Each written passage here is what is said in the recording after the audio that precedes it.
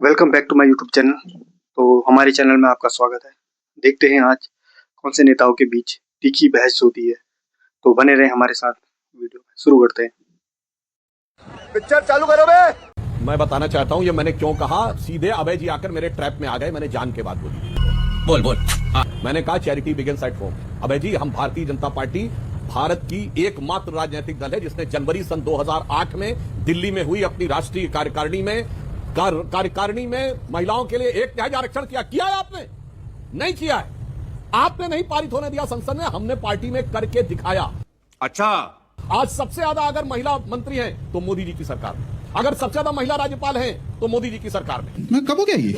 बाकी वो छोड़िए, जो आप बातें करने लगते हैं वो तो फिर छाती धारीवाल ने कहा था कि राजस्थान में रेप इसलिए ज्यादा होते हैं को मर्दों वाला। सुधांशु जी, टिकट पर भी बात हो जाए। कहता हूं कितनी बेशर्मी। सुधांशु जी, टिकट पर भी बात हो जाए। कौन पार्टी कितनी टिकट देती है? हमें टिकट पे भी बात हो जाए। बात तो लोकसभा राज्यसभा पहुंचने की है ना। हाँ, टिकट पे आइए। हाँ। तो मैंने तो ये बात कही, अंजना जी सुनिए, मैंने तो अच्छी ढंग से बात कही। मैंने तो कहा संगठन से लेके ग्राम पंचायत से लेके जिला पंचायत तक, जिला पंचायत से नगर पालिका तक हमने तो पूरी लीडरशिप बिल्डअप की है और तब जाकर यहां तक पहुंचाने की बात कही है। इन्होंने किया हो तो बताइए, किसके जमाने में इन्होंने ये सारी बातें की थी? संगठन तो छोड़िए, संगठन में नहीं दिया इन्होंने। क्या ग्राम पंचायत में दिया? क्या जिला पंचायतों में दिया? अगर बिहार में दिया सबसे पहले नीतीश कुमार जी की सरकार ने दिया। कांग्रेस तो इतने साल रही तो नहीं रहा। अब खैर उस विषय को छोड़िए। दूसरी बात कहता हूं, ये कह रहे 543 सीटें रहेंगी कि नहीं। अबे जी, हम 140 करोड़ के देश हैं। 140 करोड़ का दूसरा देश कौन है? चाइना। यहां कितने सांसद हैं? 2977, 2977। और दूसरी बात जो आप कह रहे हैं, किसी वर्ग ने अगर जनसंख्या नियंत्रित की है तो उसको नुकसान मिले, तो मैं पूछना चाहता हूं, अगर किसी वर्ग ने जनसंख्या बढ़ाई है उसको फायदा क्यों मिल रहा है? जिसकी जितनी संख्या भारी उसकी उतनी भागीदारी। और उसके बाद कहेंगे अगर मुस्लिम 9% था और 2014 में 15% हो गया, धुबरी पर बेटा करीमगंज में 35% हो गया, भैया मालदा और मल्लापुर में 60-70% हो गया, तो कर्नाटक सरकार कहेगी नहीं, मुसलमानों को तो उसके अनुसार जनसंख्या प्रतिशत में आरक्षण मिलेगा। ऐसे कुछ ज्यादा नहीं हो गया? वाह भाई वाह। जब उत्तर दक्षिण में करना होगा तो जिसने जनसंख्या कम की है उसको लाभ मिलना चाहिए, नुकसान नहीं होना चाहिए। और जिसने सिर्फ फर्टिलिटी रेट से नहीं, घुसपैठ और धर्मांतरण तीनों तरीके से अपनी जनसंख्या बढ़ाई है, उसके लिए ये लड़ाई लड़ते हैं। ये इनका असली चरित्र है। अगर ईमानदारी से मैं पूछना चाहता हूं, अगर आप कहते हैं कि जनसंख्या कम रखने का दंड नहीं, अगर वीडियो पसंद आए तो लाइक और शेयर कीजिएगा। हाँ या ना, या सिर्फ भौगोलिक स्तर पर तैयार है, सामाजिक स्तर पर नहीं? बोलिए, अभी पता चले। देखिए, बहुत अच्छा सवाल किया। मोदी सरकार ने जो सेंसस का डेटा जो सेंसस का डेटा पब्लिश करते हैं, जो फर्टिलिटी रेट देते हैं, उन्होंने क्या दिया पता है? कि डिकेडल ग्रोथ मुस्लिमों की हिंदुओं की अपेक्षा तेजी से कम हो रही है। सुधांशु त्रिवेदी जी, आप जानते हैं सबसे कम रिप्लेसमेंट लेवल से नीचे फर्टिलिटी रेट किस राज्य का है? जम्मू कश्मीर 1.47। जानते हैं आप? नहीं। आपको आश्चर्य होगा देश के लोगों, ये सिर्फ हिंदू मुस्लिम करके देश को बांटना चाहते हैं। मैंने टेक्निकल सवाल पूछा कि जो अरुण जेटली जी ने कहा था, क्या ये सही नहीं था कि रीएडजस्टमेंट करें? आज भी जो क्लॉज जोड़ा है, मुझे कोई बाधा दिखाई नहीं देती। इस चुनाव के बाद ये फिर बाजा लेकर निकलेंगे कि देखिए 2023 में ही हमने तो कानून पास कर दिया था। अरे सर्वसम्मति से हमने दिया। 15 लाख महिला जनप्रतिनिधि देश में है, स्थानीय निकायों में। किसकी देन है? कांग्रेस की। आपने तो वो कानून गिरा दिया था 1989 में, आपके राज्यसभा सांसदों ने गिरा दिया। अरे अभी क्या करना है वो बताइए ना। नहीं रहे, हमने खुला समर्थन। अभी क्या करना है बताइए। कभी आप कहते हैं कि ये कानून अभी क्या करना है? देखिए, बाकी दो मेहमान भी बैठे हुए, रुकिए ना अभय जी। चैनल पे नए हैं तो हमारे चैनल को सब्सक्राइब करिए। उसके बाद आप दोनों के पास वापस लौटेंगे। सुनील जी, देखिए, अगर 29 में लागू करना है, डिलिमिटेशन के लिए आप लोगों ने हामी भरी ही थी। हमेशा गोल पोस्ट चेंज नहीं हो सकता ना। सेंसस, डिलिमिटेशन, आरक्षण, इस पर आप सबने वोट किया, सर्वसम्मति से किया। अब डिलिमिटेशन और सीधा अगर विमेन रिजर्वेशन बिल 29 में लागू हो रहा है तो उस पर क्यों ना हामी भर दी जाए? क्योंकि और कोई रास्ता तो दिख नहीं रहा है। चढ़ा समझाओ इसे।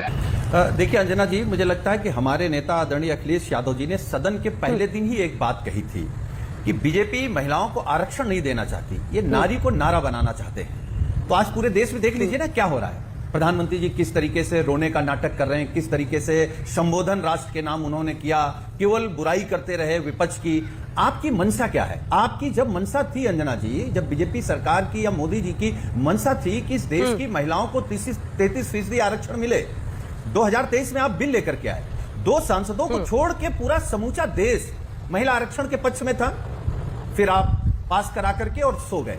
क्योंकि आप बीजेपी को समझने के लिए केवल एक बात समझनी होगी, इनको ना राष्ट्र से मतलब है, ना महिला से मतलब है, ना तरक्की से मतलब है, ना खुशहाली से मतलब है, इनको केवल चुनाव जीतने से और कुर्सी पर चिपके रहने से मतलब है। तो धोती खोल रहा है। अभी मैं बीजेपी के प्रवक्ता को सुन रहा था, वो कह रहे थे कि हम लोग गोल बदल देते। नहीं, आपका वादा ही इस देश का धोखा है। आपने जितने वादे किए, बेरोजगारी का वादा आपका धोखा निकला, बेटी बचाओ बेटी पढ़ाओ का वादा आपका धोखा निकला, देश की सीमाएं आपका वादा धोखा निकला, रुपए आपका वादा धोखा निकला, महंगाई आपका वादा धोखा निकला।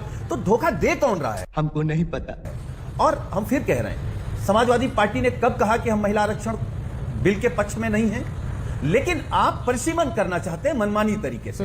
हम तो ये कह रहे हैं, जब 23 में ये बिल आया तो विपक्ष ने अंजना जी ये कहा कि भाई आप 24 में लागू कर दीजिए, 543 में लागू कर दीजिए, जब संख्या बढ़ेगी तो आप उसमें लागू कर दीजिएगा। और एक बात होती है, बीजेपी कह रही कौन सीट छोड़ेगा? अरे आप आरक्षण लागू करिए, रिजर्वेशन आ जाएगा कि ये महिला सीट है, उसमें पुरुष कैसे लड़ जाएगा? बात तो सही है। आप अपनी मनसा बिल्कुल साफ करिए। इनकी मनसा साफ नहीं है।